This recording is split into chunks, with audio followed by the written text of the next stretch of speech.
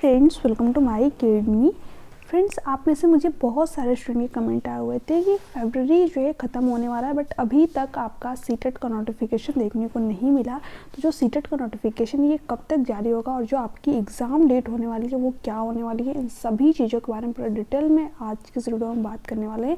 तो चैनल पर बने रहिएगा। पहली बार विजिट कर रहे हैं तो चैनल को सब्सक्राइब कर लीजिएगा, बेल आइकन को प्रेस कर दीजिएगा ताकि ऐसे ही ऑथेंटिक अपडेट आप सभी को यहाँ पर टाइम पर मिलती रहे। देखिए, सबसे पहले अगर हम बात कर ले कि जो आपका सीटेट का एग्ज़ाम है इसका नोटिफिकेशन आपको कब तक देखने को मिल जाएगा। ठीक है, देखिए आपका जो है फरवरी अब ख़त्म ही होने वाला है, लगभग 10 से 12 दिन आपके और बचे हुए हैं। आप मान के चलिए कि आपको जो नोटिफिकेशन ये फरवरी के एंड में या फिर मार्च के फर्स्ट वीक में देखने को मिल जाएगा। ठीक है, इससे ज़्यादा आपका यहाँ पर टाइम नहीं लगने वाला है, इसी के बीच में ही आपको नोटिफिकेशन देखने को मिल जाएगा। और जो आपका एग्ज़ाम है ना, ये मत सोचिएगा कि यहाँ पर नोटिफिकेशन में थोड़ा सा डिले हो रहा है तो जो आपका एग्ज़ाम है वो भी डिले होगा। नहीं, जो आपका एग्ज़ाम है बिल्कुल टाइम से होगा। यहाँ पर जो आपका एग्ज़ाम है वो जुलाई के अंदर ही हो जाएगा। ठीक है, और कितने जुलाई को होगा ये भी मैं आपको यहाँ पर बता दूँ।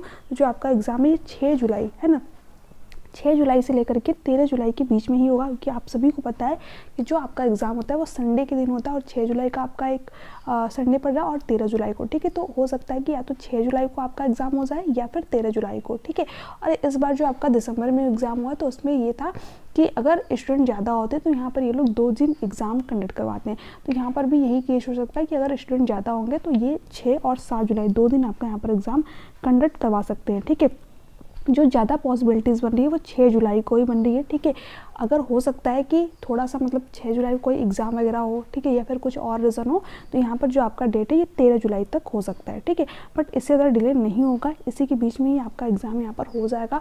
तो अपनी प्रिपरेशन जुलाई के फर्स्ट वीक के अकॉर्डिंग ही कीजिएगा। ठीक है, ऐसा नहीं कि आप ये सोच लें कि मेरा एग्ज़ाम अगस्त में होगा, ठीक है, नोटिफिकेशन थोड़ा सा लेट आ रहा है। नहीं, ऐसा बिल्कुल भी नहीं है। जो आपका एग्ज़ाम है बिल्कुल टाइम से होगा, जुलाई में ही आपका एग्ज़ाम यहाँ पर कंडक्ट करा लिया जाएगा। ठीक है, आपको अपनी जो प्रिपरेशन है वो जून तक बिल्कुल कंप्लीट कर लेनी है, प्रीवियस वगैरह सारी चीज़ें लगा करके। ठीक है, और किस तरीके से तैयारी करनी है ये भी मैंने आप लोगों को अपने प्रीवियस वीडियो में बता रखा है।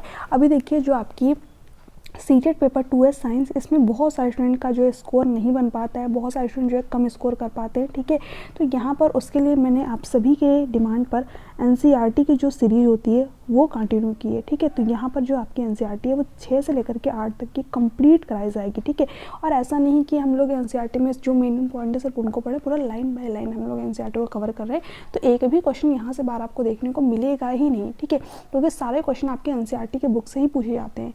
और क्वेश्चन किस तरीके से आपके एग्जाम में पूछे गए, जैसे ही आपकी एनसीईआरटी कंप्लीट हो जाती है उसके बाद हम लोग क्वेश्चन की भी प्रैक्टिस करेंगे। ठीक है, तो साइंस की तो तैयारी आपको यहाँ पर कंप्लीट कराई जाएगी। ठीक है, और इसमें भी देखिए जो आपका 6 से लेकर के 8 तक की एनसीईआरटी है, इसमें भी कुछ चैप्टर के क्वेश्चन, जैसे कि जो 9th और 10th में जो इंपॉर्टेंट चैप्टर है जहाँ से कि आपके एग्जाम में क्वेश्चन है, वो भी मैं आप लोगों को यहाँ पर कवर कराऊंगी। ठीक है, हालांकि जो आपकी एनसीईआरटी सीरीज है उसमें भी सिर्फ 4 ही क्लासेस हुई हैं। आप चाहो तो अभी से भी आप जो इन क्लासेस को फॉलो कर सकते हैं, डेली एक क्लास देखिए। ठीक है, लगभग आपकी 30 से 40 मिनट की क्लासेस होती हैं। ठीक है, उतने में आपका जो एनसीईआरटी भी कवर हो जाएगा। ठीक है, और आपकी यहाँ पर प्रैक्टिस भी हो जाएगी। तो डेली अगर आप 1-1 घंटे भी टाइम देंगे ना तो भी बहुत ही अच्छे नंबरों के साथ में जो आपका सीटेट का एग्ज़ाम है वो यहाँ पर क्लियर हो जाएगा। या फिर अगर आपका जो है यहाँ पर कोई अदर एग्ज़ाम की आप तैयारी कर रहे हैं, जैसे कि बीपीएससी एग्ज़ाम हो गया, किसी भी टीचिंग एग्ज़ाम की तैयारी कर रहे हैं ना, तो एनसीईआरटी आपको पढ़नी ही पढ़नी है ना।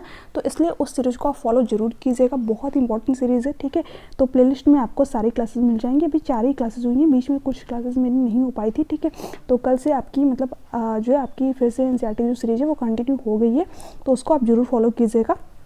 इसके अलावा देखिए, जो आपके सीडीपी की क्लासेस है इसको भी आपकी जल्दी स्टार्ट कर दी जाएगी। ठीक है, यहाँ पर जो आपकी थ्योरी वाली क्लासेस है और जो प्रीवियस ईयर क्वेश्चन पेपर की क्लासेस है वो भी मैं आप लोगों की यहाँ पर जल्दी शुरू करूँगी। जो थ्योरी वाली क्लासेस है वो भी आपके कुछ ही दिनों में स्टार्ट हो जाएगी। साथ ही साथ जो प्रीवियस क्वेश्चन की क्लासेस है वो भी आपके 3 से 4 क्लासेस हो भी चुकी हैं। ठीक है, तो आप इन क्लासेस को जरूर फॉलो कीजिएगा। सीडीपी हो गया आपका यहाँ पर कंप्लीट। ठीक है, साइंस आपका यहाँ से पूरा कंप्लीट हो जाएगा। ठीक है, तो साइंस दिन का भी पेपर 2 है ना, और यहाँ से बचता है हिंदी पेडागोजी और इंग्लिश पेडागोजी, या फिर जो भी आपका संस्कृत जो भी आपने लैंग्वेज चूज कर रखा हो, तो हिंदी पेडागोजी भी आपका यहाँ पर से कंप्लीट हो जाएगा। पैसेज वगैरह की प्रैक्टिस भी मैं आप लोगों को यहाँ पर करा दूंगी। ठीक है, मैथ पेडागोजी भी मैं आपको यहाँ पर कंप्लीट करा दूंगी। मैथ पेडागोजी की ज़्यादा क्लासेस नहीं होंगी, लगभग आपकी 5 से 6 क्लासेस होंगी, उसी में से आपको क्वेश्चन देखने को मिल जाएगा। बाकी प्रीवियस और क्वेश्चन से हम लोग यहाँ पर प्रैक्टिस कर लेंगे। ठीक है, क्योंकि उसमें ज़्यादा चीज़ें आपको पढ़नी है नहीं, है ना।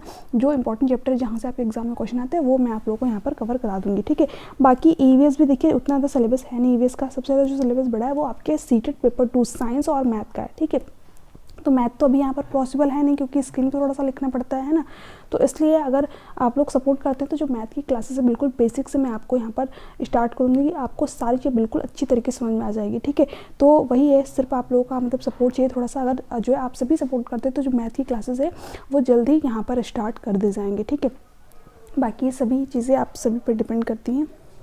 बाकी साइंस आपका हो गया, सीडीपी हो गया, और ईवीएस तो मतलब आपका मान के चलिए कि 1 महीने में कंप्लीट हो जाएगा, ठीक है। तो ईवीएस की क्लासेस अभी हम लोग नहीं करेंगे, जैसे ही आपका ये जो एनसीईआरटी सीरीज है ये कंप्लीट हो जाता है उसके बाद में हम लोग अप्रैल से जो आपकी ईवीएस की क्लासेस है उसको स्टार्ट कर देंगे, प्लस प्रीवियस ईयर क्वेश्चन भी, ठीक है।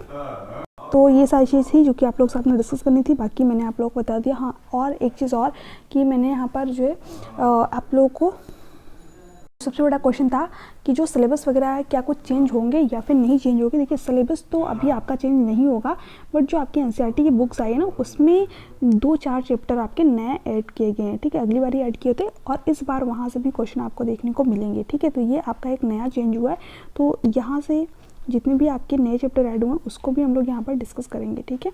तो सिलेबस को लेकर के आप सभी अभी परेशान ना हो, सिलेबस आपका सेम ही रहने वाला है। बाकी इसके अलावा आपका एग्ज़ाम ऑफलाइन होगा या फिर ऑनलाइन होगा, इसको लेकर के भी स्टूडेंट के डाउट है, तो अभी आपका जो एग्ज़ाम है वो आपका होने वाला है ऑफलाइन ही, ठीक है। तो आपके भी कोई क्वेश्चन वगैरह हो, कोई डाउट हो तो आप मुझे नीचे कमेंट सेक्शन में कमेंट करके पूछ सकते हैं। चलिए मिलते हैं नेक्स्ट वीडियो में, तब तक के लिए bye bye, take care, thanks for watching, thank you so much.